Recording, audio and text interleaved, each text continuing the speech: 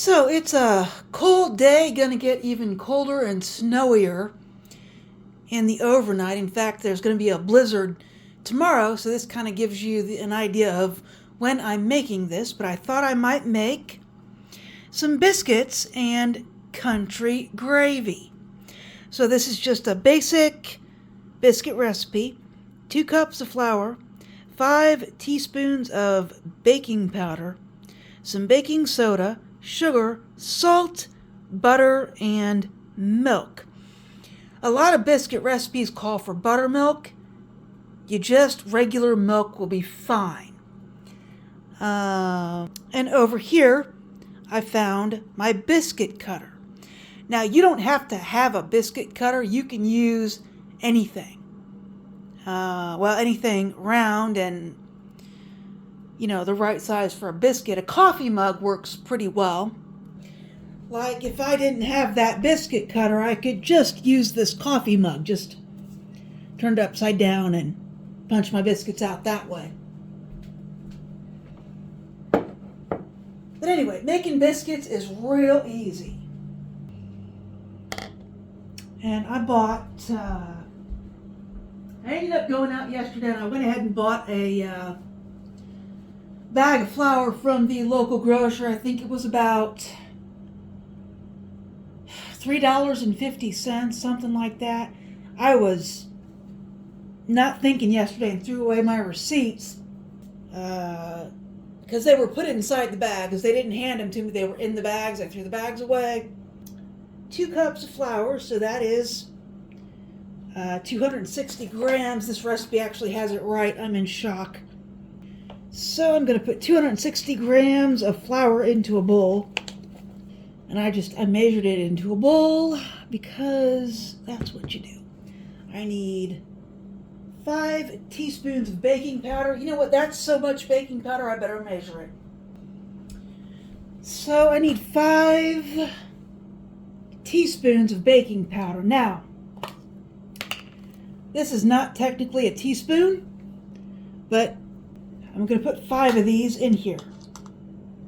1, 2, 3, 4, 5. And no, I do not care if it gets on the table because we need the table to roll out the biscuits. 1/4 teaspoon of baking soda. Well, that I can use my hand for. Well, that's way too much. A tablespoon of sugar. Now that's an interesting addition. I've never made biscuits with sugar in them, but hey, why not? I bet it'll help give it a nice golden brown color. So a tablespoon of sugar. Now, biscuits don't get yeast. That's why there's all that baking powder in there. Sea salt. Well, I don't have any sea salt. All I've got is this canning salt. So that's what I'm going to use. There's some salt. And 6 tablespoons of cold butter. So let's see where I'm at with my butter here. I got... pull it back. I've got 1, 2, 3, 4, 5 tablespoons of butter. So I am short 1 tablespoon. Let me go get it. Now, normally I would say that, 1 tablespoon, it's not going to matter, but this is biscuits. And it's going to matter. And I need to figure out how to cut that butter. Alright, so we're going to use the 2 knives method on this dough. So I'm going to get my extra tablespoon of butter. And I'm going to get the other butter.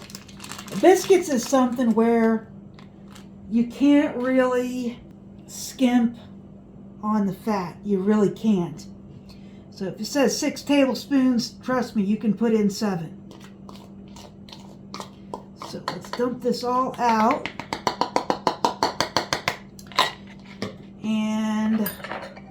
If you don't have a dough cutter, which I do, it's just they're impossible to clean. Once you use them one time, they're so hard to clean. So you can use the 2 knives method. And what you're doing is you're cutting up the butter.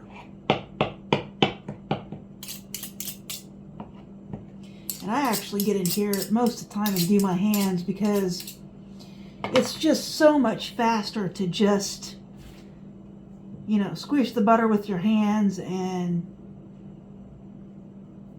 get it all in there with the flour and everything. And you want it to look like something that's pretty coarse. Like flour is fine, but you want it to look coarse with the butter. So you're just gonna keep doing this. And this is the, most important part of the biscuit making, is to get this butter all nice and worked into the dough. So you can do this, and then sometimes people just like to do this with some knives to make it a little bit easier.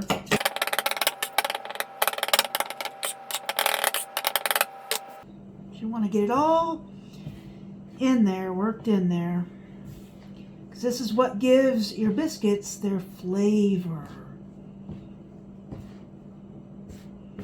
And of course I'm using margarine, but if you want really amazing biscuits, use butter. So this is pretty good, I think. Okay, I'm gonna wash my hands and get the milk. Oh, I had to wash my paper towels this morning. I was totally out of reusable paper towels. All right, so we want the milk. Now here's where it gets tricky. You only want enough milk in this to get the biscuits to pull together. Boy, how do I want to do this? I think I want to do this left-handed.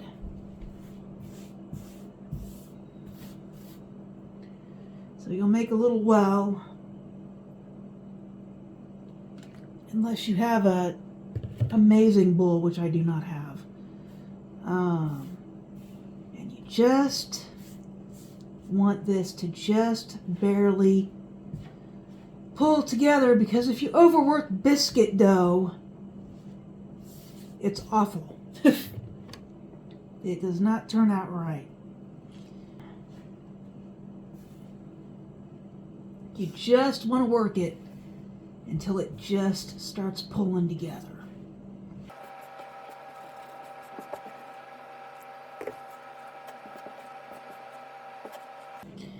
I think one more splash ought to do it. Yep, I think that's it.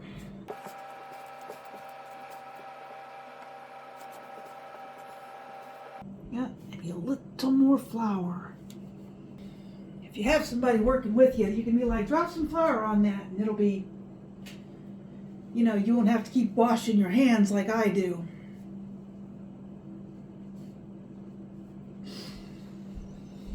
All right, I'm going to drop just a hair more flour onto this.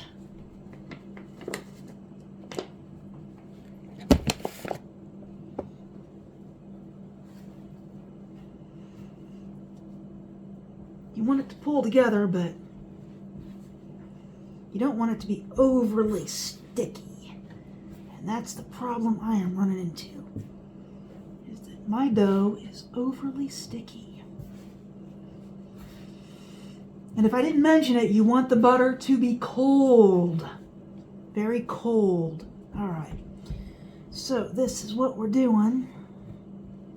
Now I'm just going to press it out. And it doesn't need to be super, super thin. So you just come in, cut your biscuits.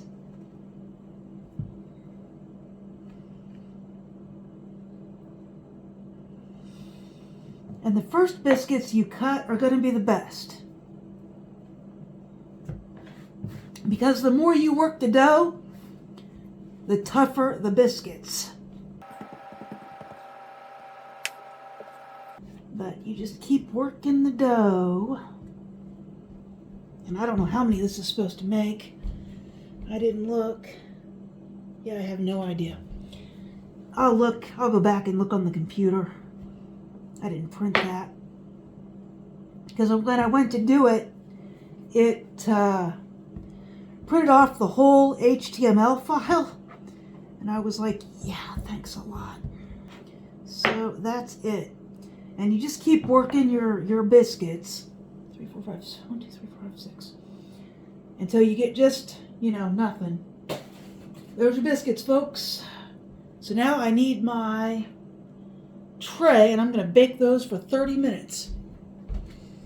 Turn off my tray, and then you just put your biscuits on the tray. And these are so much better than the ones you can buy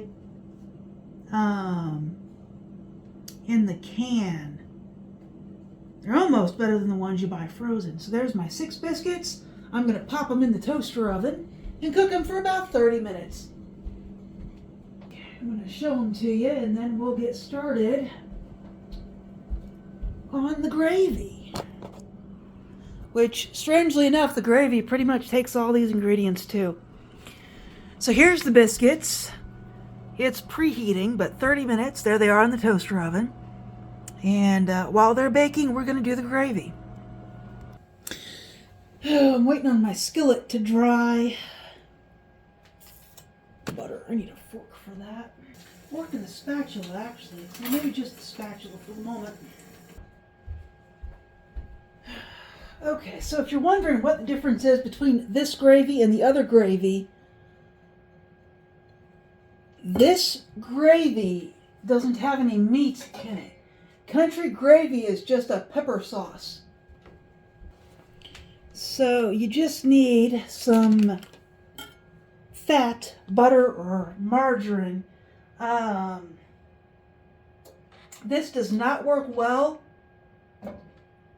with like vegetable oil or Crisco. You really need to use margarine or butter, or you can even do it with lard if you really wanted to. But all I'm doing here is waiting for my margarine to melt so that I can put in some flour and pepper. Flour and pepper and salt. I could put the salt in now, actually. But I'm going to add just a little bit of salt. Just a little bit more. And just a little more. All right. The reason recipes only say like this much salt is for the nutritional value, not for the taste. So, if you like salt, put more salt in. It's really to your taste is how you should spice things. That's why I don't really tell you how much to add, because you're the person who knows how much to add. You know how much you like. I'm looking for my pepper. I wonder if I lost it. I have no idea where my pepper went. Because what I thought was pepper was nutmeg. Nutmeg. What did I do with my pepper? My pepper was in the other room. I guess I must have peppered some food after it was cooked. I don't do that very often. So I'm going to put some pepper in.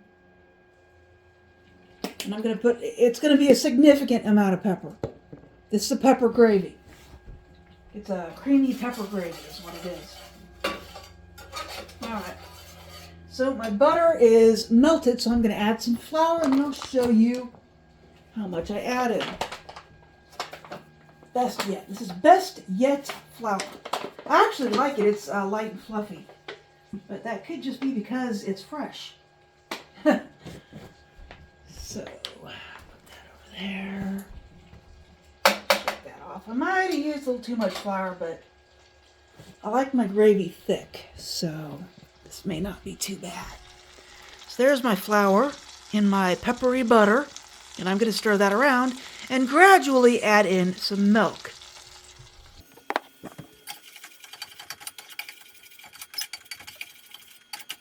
So here's what it looks like after it has absorbed all of the butter,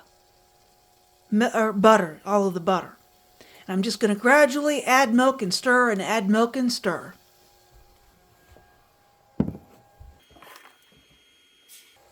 And this is 2% milk. If I had my way, I would be using whole milk, but if you like 2%, there's nothing saying you can't use it. Skim milk, you can use skim milk if you want, but you really want a milk with quite a bit of fat in it.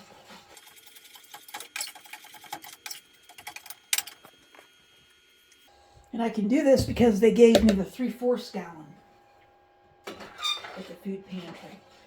Normally I'd be able to tell you that the food pantry provided all of this, but that's not true. I had to buy the flour this time. So really the food pantry provided the margarine and the milk, which still cuts down significantly on the cost of this.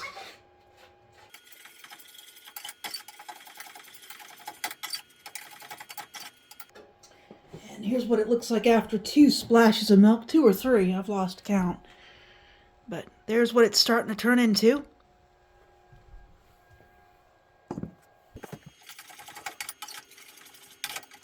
This will end up being my dinner tonight and probably my breakfast tomorrow. Depends on how much gravy I end up with. Because the amount of flour and how thick you want it kind of determines how much gravy you'll have.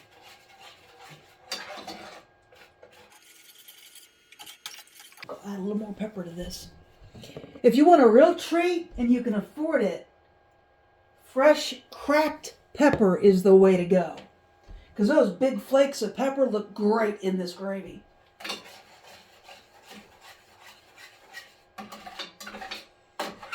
At one point I was going to get a pepper grinder and some peppercorns, but something else came up. I don't remember what it was. Probably rent.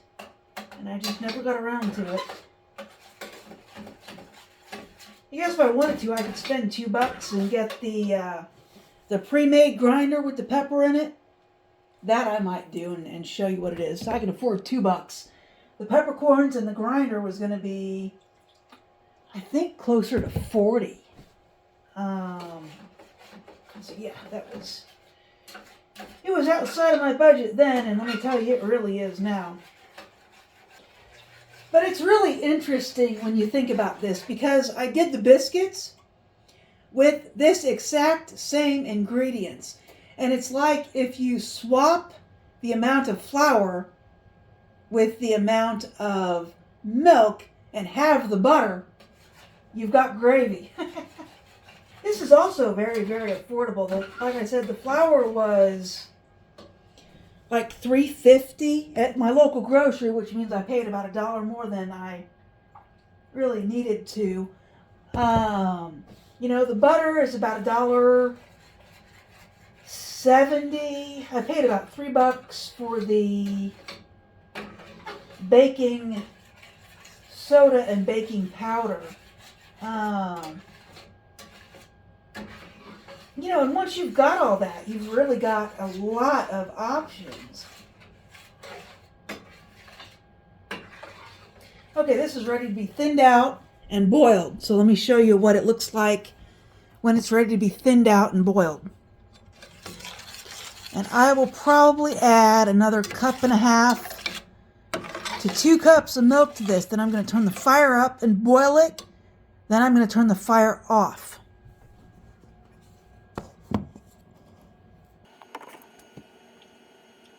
All right, that's it for milk. And I'm going to turn the fire up, and I'm going to stir it around.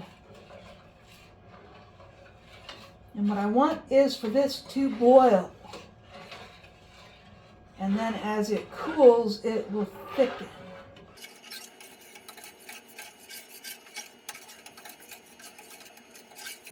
You could buy all the ingredients to make this for 2 cans of Pillsbury biscuits. The flour on my spatula will not come off. I'm trying to get it off my spatula. And yes, I know my stove needs cleaned yet again, sadly. It's on my to-do list after the blizzard.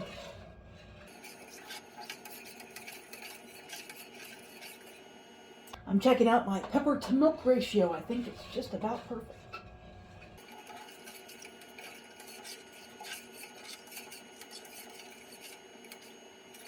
Turn up my fire a little bit more.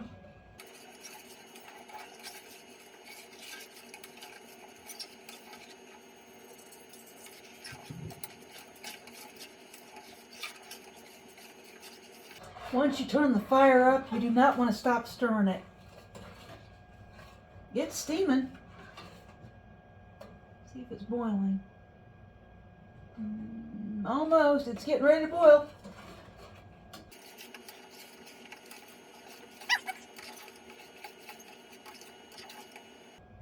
And once it boils, turn the fire off and keep stirring. You want to keep stirring for a couple of minutes because you don't want it to clump. Alright, so I tell you what, I got that consistency perfect. Alright, you've got to see this gravy. Check this out. Doesn't that look good? Oh, that is so good. Alright, so let's get a close-up view. Look at all that delicious pepper in there. And over here, the biscuits have about 9 minutes left. You can see they're rising up nicely. I don't know what the yellow is on the screen. It's reflecting something. Oh, there's a bowl behind me that it's reflecting. So there's my biscuits. They're almost done. All right, so there's the biscuits. I'm telling you, folks, make your own biscuits. You will be shocked at how good they are. So let's put this together and I'll test it or taste it. This is one of those things where you shouldn't ask yourself if it's good for you. It just tastes good. So let's do it. I'll put me a biscuit in here. Hopefully they'll come off the tray. Yep. Oh, ho, ho, ho, look at you. Let's see how the inside turned out. Oh, ho, ho, ho, ho, there we go. And we'll put a little more butter on that biscuit. Honey's good on these too. If you happen to have honey, delicious. Put a little butter on there. And some gravy. Nice peppery gravy. Now, it cooled off and got a skin on it, so I'm stirring it up. It's a little bit lumpy. Not bad. Alright, little gravy. It's still steaming. Let's see how it tastes.